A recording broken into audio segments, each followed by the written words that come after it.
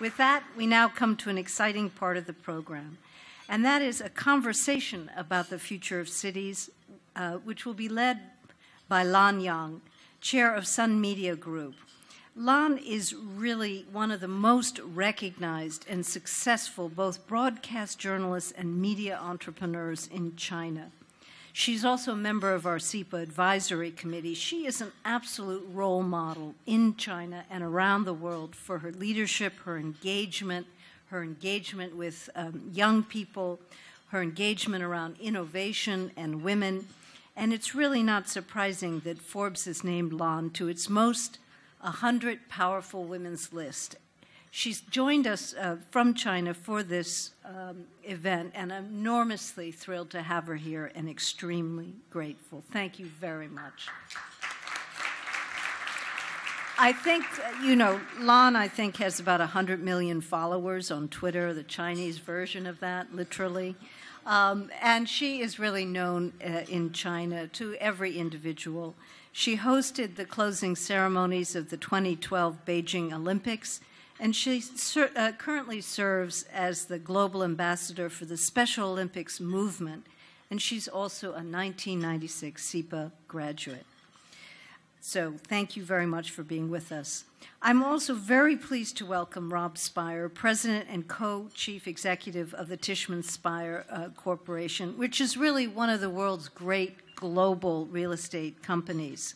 Tishman Speyer manages property portfolios across the United States, Latin America, Europe, India, and China. And under his leadership, the company focuses included the creation of mixed-use property, the redevelopment of historically significant sites, and a commitment to energy conservation and environmental stewardship. He serves as chairman of the advisory board of the Mayor's Fund to advance New York City, so his commitment to New York City is enormous, very well known to us. This is a position that he's held since 2006, and he's also chairman of the Real Estate Board of New York and has led efforts to oversee the renovation of St. Patrick's Cathedral, among other efforts and activities. So if we're talking about global cities, we thought it would be wonderful to have him join this conversation. So please welcome Lan and our honorees and Rob Spire to have a conversation about the future of cities.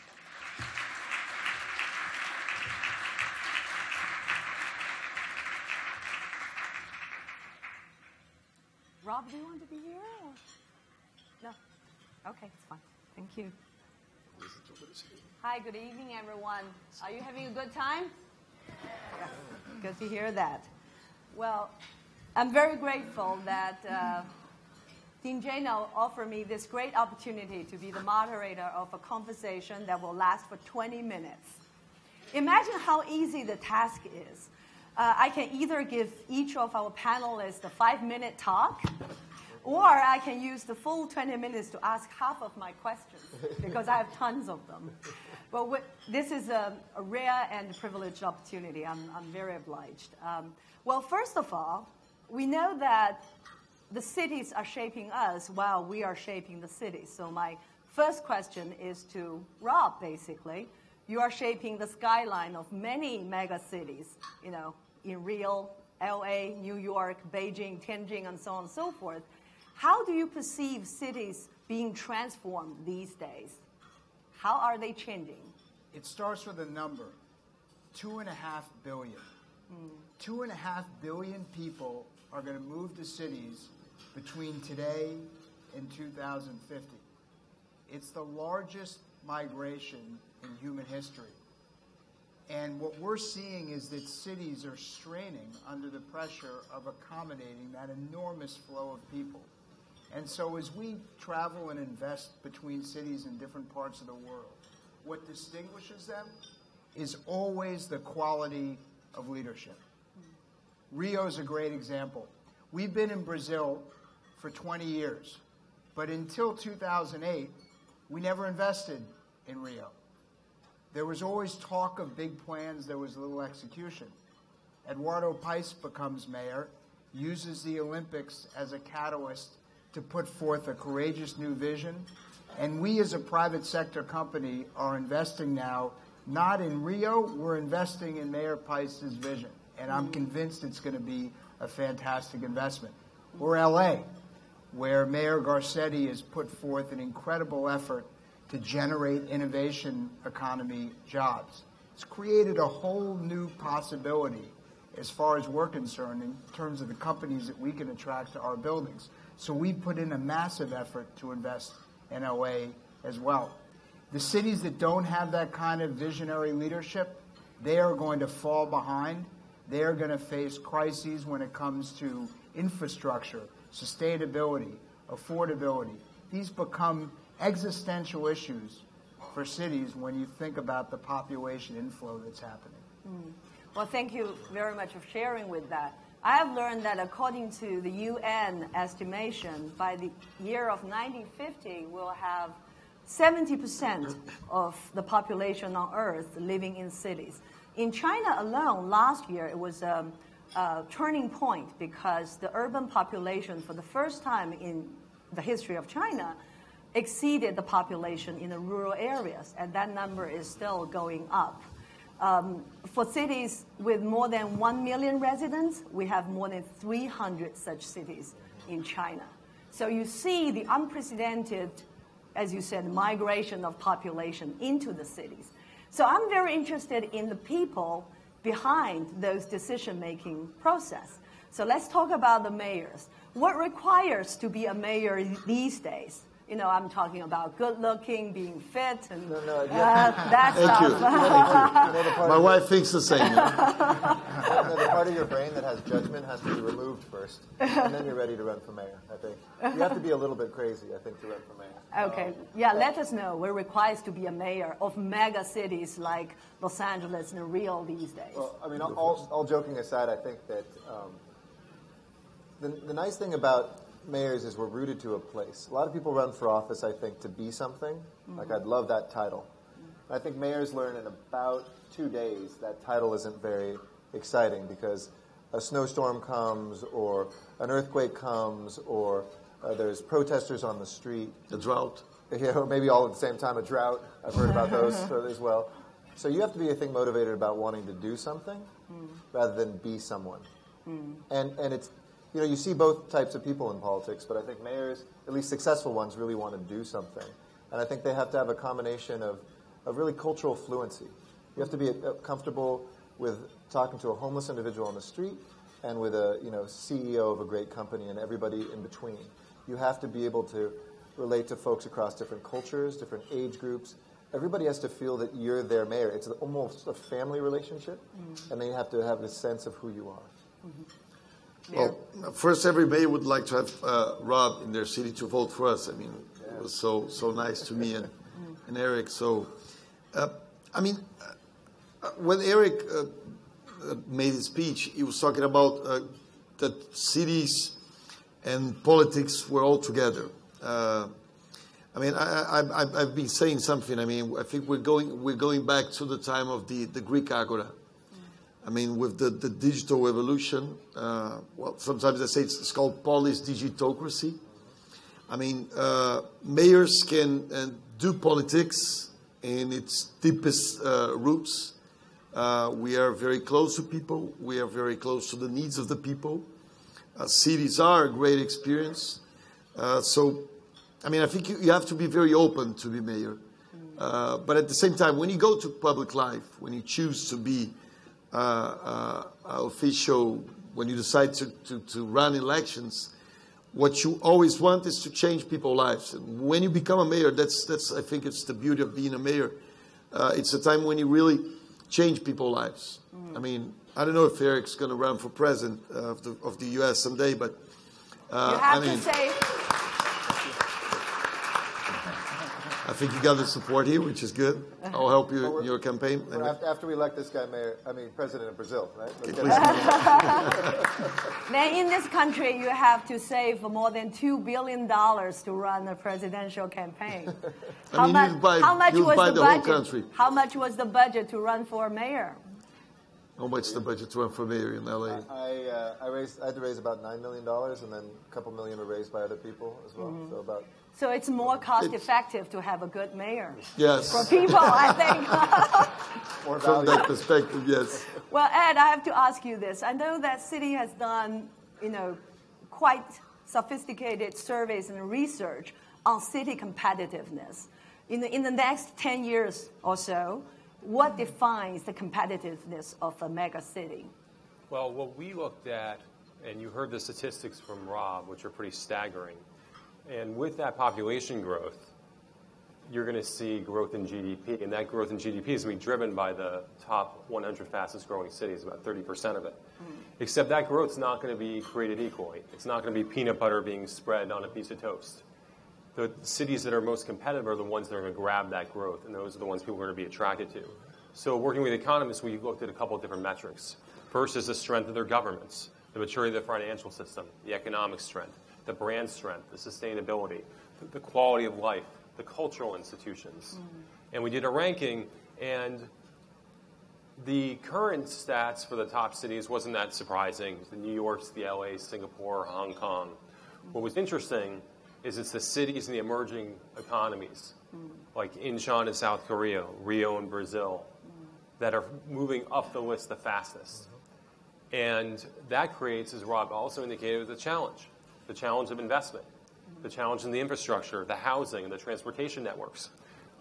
Unsexy things like water infrastructure. In New York, for example, they spend $900 million just making sure the water gets delivered on a daily basis.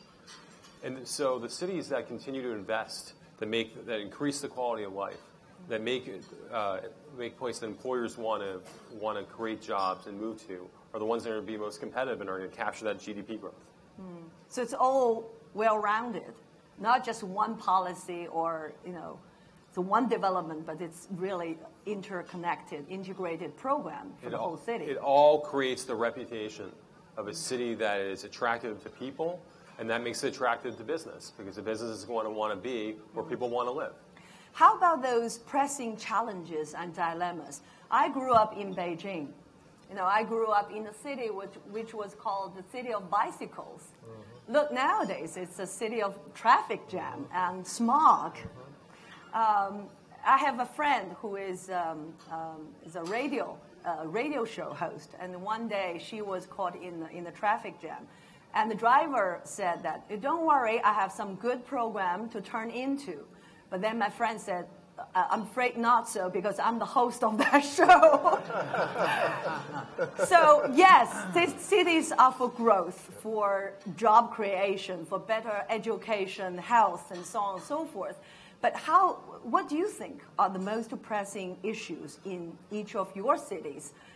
What are some of the dilemmas that would make you wake up in the evening? Well, it's something weird, might sound weird, but like when you talk about Beijing, when you talk about LA, when you talk about Rio, when you talk about São Paulo, when you talk about Paris, London, I mean, despite the fact that they are very different cities and different levels of civilization, like the subway in London, it's more than 100 years old. The subway in Rio is 30 years old. But at the same time, they face the same problems. I mean, that's why networks as C40s are so important, because some of the solutions that Mayor Garcetti might find in LA, which is a completely different city, it's in a different level of civilization than Rio is. I mean, they are in much better shape, they have much better infrastructure than the city of Rio. But some of the solutions that he might find to LA, they're going to be good solutions for the city of Rio. And sometimes you go to a developing country like Brazil, and some of the solutions that I'll find to my city will work in New York. Well, you guys are problem solvers, not only the observers. So what's your solution to this dilemma between growth and sustainability, for example? I mean, in the past, I mean, if you look at the 80s, people would have a problem always with the growth of cities and sustainability. I see that the vision today is on the contrary. I mean, cities are good for sustainability. They're good for the environment. Cities are not a problem. They cannot be seen as a problem anymore. So, I mean, there's always a problem when you talk about like horizontal growth. mobility gets more expensive. So you spend more money with police work, you spend more money with garbage collection, you spend more money with lighting. So if you have a more concentrated city, these days it's better. Like Rio is a city that's pretty much like LA. I mean, so spread around. This make our lives much more harder than a city like New York where everything is concentrated. So, I mean, it's an everyday challenge for you to get things done and let the city grow. Well, Rob, you also had some expertise in developing more environmentally friendly developments, right? So what's your solution to some of this growth and sustainability issue? I think the idea that there's a choice between growth in cities and sustainability is really a false construct, because cities encourage the most sustainable lifestyle possible. Living in a community of people where you walk to work, you bike to work, you take public transportation to work. You know what the most sustainable city in the world is? No. New York City. 30% of New Yorkers take public transportation to work, a greater percentage than anywhere in the world. And guess what? It's what Garcetti's doing in LA, what Pice is doing in Rio, all trying to improve their public transportation networks, because that's the way to save our environment. And yes, all of us in real estate have to do our part by developing sustainable buildings. We're very proud at Tishman Speyer. We've been a pioneer in that.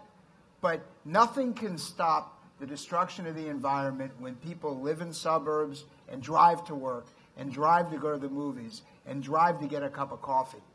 That's the real problem. And cities are the solution. So in LA, people do drive to get a coffee. In a city so spread out. My favorite scene is in LA Story, the movie, when Steve Martin gets into his car and he turns on the car and he gets in, he backs out of his driveway and he does a little bit of a turn, he goes into the next driveway, gets out to visit his neighbor. And it's kind of made fun of the idea that we'll drive to do anything. Like to get people to walk, at least in the past, has been such a difficult thing. That said, LA's always been a city of innovation. The reason we had the best public transportation system in the country, the car companies didn't buy it out. That conspiracy actually doesn't bear historical truth. It's that we built this incredible new system called freeways that was very efficient at its time and very freedom, liberating people who wouldn't drive in a car with no traffic if you could. It was like self-propelled vehicles almost, what we're going back to. But now we're going back to the idea of public transportation. We have the largest public works program in the country right now is our public transportation construction program. 5 rail lines underway. We're connecting to the ocean, we're connecting to the airport, we're connecting all of our lines downtown. And in the car capital of America, it used to be you turn 16. That's the first thing you want to do is get your license. And now most kids in Los Angeles, when they turn 16, don't want to.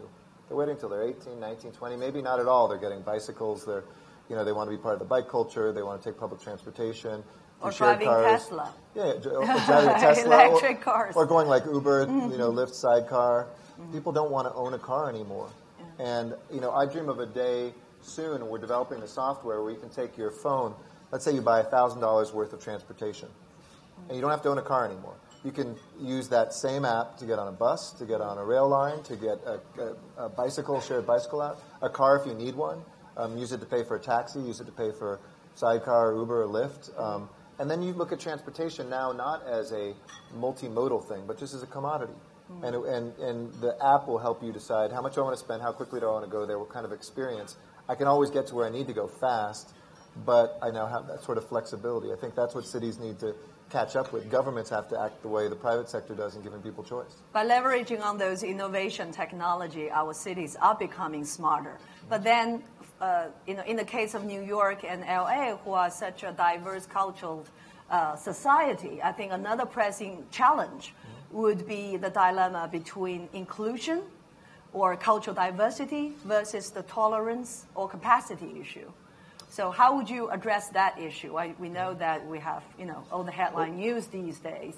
We talked a little bit in the advisory board meeting about this, but let me share the story. 20 years ago in Los Angeles, I was actually in New York. I was sharing with members of the advisory board. I was here, had just left Los Angeles the day before when the LA riots broke out. And I watched from a Columbia dorm as Los Angeles burned. And what was seen as a great weakness at the time of Los Angeles, like it's maybe too diverse. Will Koreans and African Americans ever, live in peace with each other? Latinos and others get along. Now, 20 years later, it's the opposite. In a recent trip to Asia, talked with the mayor in China, mayor of Seoul, and they both said, how do we get to be more like LA? We need diversity. We're too monocultural. We see that in order to compete, we need to be, cities like Shanghai are much more competitive within China because they have a great kind of global population. That's right. It's those centers like New York, like LA, like London, like Dubai, those will be the cities that will win ultimately because we're competing for folks to be comfortable and to feel at home as well as experiencing new things in the city. To get the global elite, they have to have a combination of both, something new and something familiar. And I think that comes from a diverse population, and LA, now the most diverse city in human history, I think embodies that. So, Ed, why wouldn't you share some of your experiences, the deputy mayor in New York? How do you address to such sensitive issues as racism versus safety of the city? Wrong question? Well, it's a complicated one, and it's playing out sadly in cities across the country. And there is the tension, sadly, between law enforcement and the public is really reaching a breaking point. And that frustration that certain communities have felt over recent years in New York and other places has boiled over. And that's something that really needs to be addressed. The current police commissioner, Bill Bratton, is talked about communities being over-policed and signaling that police officers should, in a sense, almost take a step back and be less aggressive. And I think we're going to see that in New York, and we'll see what the impact is. And we'll see if people are willing to tolerate, different crime rate in order to have better relationships. But here, like in a lot of issues, technology can help. When I was in city government, body cameras were something that weren't talked about. It was a very controversial idea, and police officers wouldn't really want to be wearing them. But I think a lot of recent events have changed the mentality, where police officers say, you know what, I might want to wear one of these because it's going to protect me from a false accusation and keep both sides of the equation honest and behaving respectfully. So we see the transformation of cities. We see the transformation of those policies. But behind all these, we see the transformation of management style or skills or the teamwork. I remember that a few years ago, I was invited to Mayor Bloomberg's office, and he told me this story. I think it's very telling about how we are influenced by our environment. He said that before, there was a lot of rumors coming from the mayor's office behind all those closed doors. So the first thing he decided to do was to adopt certain office arrangements from the Bloomberg Corp so that everyone could see who else were doing, who is entering the mayor's office, so on and so forth. And after a while, rumors declined. Well, that worked. So how have you seen some of the transformation of management styles or the teamwork behind those decision-making process? I know that Eric's a Democrat. I belong to a very center party in Brazil. The issue about mayors, we cannot have much ideology on our everyday decisions. So managing, mainly because we're getting so many people, mainly because the challenges are so big, managing how you can get there. So having clear targets, putting, and Mayor Bloomberg, we all know that he brought a lot of the private sector to his administration in the city of New York. So like if you go to the example of Rio, we have 120,000 employees in the city, and every employee, even the guy that's collecting garbage, he has a target, and he can get an extra salary if he hits that target. So, we're bringing lots of private sector management skills to the public sector, and that's the only way you can deal with the challenges of cities. I think along those lines, too, you have to really learn how to empower. When we're elected mayors, it's not the same as working your way up a corporate ladder, you might get elected and be a lousy manager. So you actually, and nobody sits you down and says, here's how you're going to manage. You have to actually reach out to great mayors. Eduardo's been a friend, we've talked on the phone. Sometimes I find talking to a fellow mayor from another country is more useful than talking with a member of Congress, for instance, in my own country or something like that, hypothetically. And you learn that you have kind of two decision points. First, find great people. Mayors are like portfolio managers. Yes, they are the CEO of the city in terms of vision setting, but the day-to-day implementation, they really have to find. It's like owning 37 companies in LA. I have an airport, which is the #1 airport in the world for flights that end and begin in an airport, which is the most important metric for me because people actually get off the plane. It's the #1, most crowded and busiest in the world. The #1 port in America, where 43% of the seaborne goods responsible for over 15,000 jobs in New York City comes through. Police, fire, rec and parks, all the way down. So first, find really good people. But then from the bottom up, I think government has beaten out innovation out of the frontline worker, who's the person who's delivering the trash, the person who's the coach at the rec and parks facility.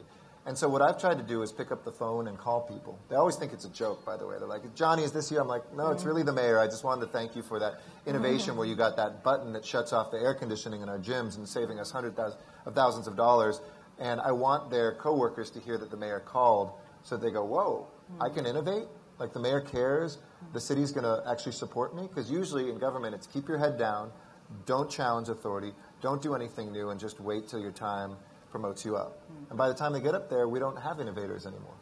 So why don't Ed and Rob also talk about this private and public partnership? And how do you see them evolving? Well, two things. One is I think you have two mayors here that are really in the LaGuardia sense of mayors, which is that there's no Republican or Democratic way to sweep the streets. They're nonpartisan. These are jobs that affect people's lives on a daily basis. When they have a problem, when people have problems, they don't call the governor, they don't call the state senator, they don't call the White House, they call their mayor. And they call a city agency, so they really deserve a lot of respect for the services that they oversee. I think the role of the private sector in some sense is, government there's a lot of scrutiny on government. And one of the things the private sector can do is make funds available so that government can innovate with less risk. For example, in the U.S., we all know a lot about Solandra, which was a government loan for a solar energy company. It didn't work out very well. If that had not been taxpayer money, perhaps it wouldn't have been controversial. So what we did in city government and a lot of cities have done is using private sector funds to innovate. For example, City Bike, the reason City sponsored it was because Mayor Bloomberg said, you know what, I don't think this is appropriate for taxpayer money, but I do think we need the first sustainable transportation network in the city and the first new public transportation in a century, so I'm going to get the private sector to fund it. So there is a role, but it's also a role in allowing risk and innovation to take place. Yeah. Rob, you have anything to add? I agree with what Ed said. And the future of cities will depend on an unprecedented degree of public-private partnerships. In the U.S., we are operating under such severe budgetary constraints. I know Eric can understand that. It's at a municipal level, a state level, a federal level. As our pension obligations compound, that those problems are going to get worse. And so the public sector can provide the vision. We can't continue to depend on them to also provide the expenditures. That has to also come from the private sector. And we have to accommodate one another. And again, that's what's worked out so well in Rio, is that, the way you've organized your government to be extremely responsive to private companies that are investing in your city so that you get answers quickly and action quickly. That engenders confidence and then in turn more investment. And that's the kind of virtuous cycle that makes cities work. Just one comment here. This is the first time that we're doing like the Olympic Park. It's a PPP. The port area that we're renovating, it's 8 billion reais, which is last week was $3 billion. Might be 2.5 this week. I don't know the figures, but it's also a PPP, a big urban renovation, paid by the private sector. Rob is paying part of it. Thank you. Well, you see, why I said my job is easy because the time has run up. But I want to round this up by asking each of you to share with us one personal moment with the memory of the city you live and you care for. We'll start with Rob again, right? Rob, you want to start with? Sure. Which city? I'm curious. I'm going to start. Listen, I'm a New Yorker, born and bred. I love this place. It's in my soul. Well, because after all, the cities are not just about highways and cement jungle, but it's about people. It's about our feelings with the city. How many of you are baseball fans? Anybody remember 1986 when the Mets won the World Series? I was a huge Mets fan. I was a senior in high school, and I called in sick, and I went to the parade when they won. And unfortunately, I got up on the shoulders of my best friend, and I ended up on the news that night, and I almost got thrown out of school. But it was worth it. Well, Mayor Pais? Well, I think the image that every foreigner has about Rio is on carnival time, when you see the parade. So I'm a big carnival fan, and it's really a party. It's not that wild as people What kind think. of costume did you put on? Mayor's costume, A mayor's costume. Oh, how boring. But anyway, I love carnival. I play on the drums of some of these schools. So I'm always the memory of carnival, of samba. It's something that really is the. We invited Santiago Calatrava, to build a museum in Rio, in the port area. And so he went to Rio. I said, to make the museum, you got to come first to Rio and buy carnival time. So we went to the parade with me, and the first school of samba was coming. And then when we saw it, he said, now I know humanity has a future. So, that's carnival in Rio. That's what I always remember. Well said, good. Well, Mayor Garcetti? For me, just a moment of being mayor, maybe I should have answered the question differently like these guys did, just a moment of my city. But I was at breakfast recently at a restaurant in Los Angeles, and the waiter who was serving me said, Mayor Garcetti, do you remember me? And I'm good with faces. I recognize the face, but I didn't know from where. I've met a lot of people in the last 14 years. And the man kind of teared up, and he said, I just want to thank you. I said, for what? He said, when you were a city council member, it was like your first year, second year. I lived in this area of East Hollywood. I was an immigrant from El Salvador. And you set up a little neighborhood workshop that taught us how to go on the pathway to becoming citizens. And I never knew how to do it. I was too scared. I didn't think I qualified. And I went to citizenship classes, and I went on that. And because of that, 2 years later, I became a citizen. He said, my life has changed. My family doesn't fear that I'm going to leave. I was able to get this job. I worked my way up to one of the captains of this restaurant.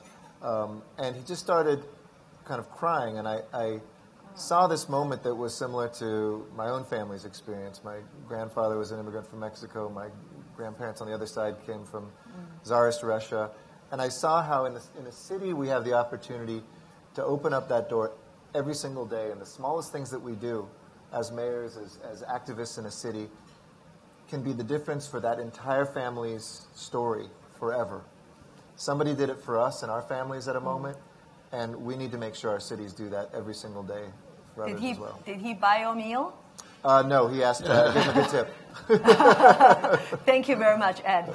Well, I'll tell you a story about Mayor Bloomberg when he was elected in November 2001. It was 2 months after 9/11, and there was still it was a very tense moment in New York City's history, and he was trying to figure out what we should do for the inauguration because it did not feel like a particularly celebratory time. At the same time, December 31st at 11:59, the whole world gathers in Times Square, and the ball drops, and everybody celebrates the new year that's upon us. And as opposed to, he went exactly in the opposite direction as I thought, as opposed to arranging something very quiet and somber, and despite all the fear that there might be an attack because there were so many people congregated, he said, I want to be sworn in at Times Square when by my predecessor, Rudy Giuliani, right at midnight. And I want to show the whole world that the terrorists don't win, and we're going to stand up for our rights, and we're going to celebrate the city that we live in. So that's probably one of my favorite New York memories. That's awesome. Overwhelming. Good. Thank you so much, our wonderful panelists. Well, I think just as cities are shaping our lives and really touched our lives, we're also shaping something to have an impact, hopefully positive impact on someone else. And for that, you have huge responsibility. But at least we know that when we have an issue, we don't call White House, we call the mayor's office. Thank you very much, gentlemen. Thank you. Yes, thanks.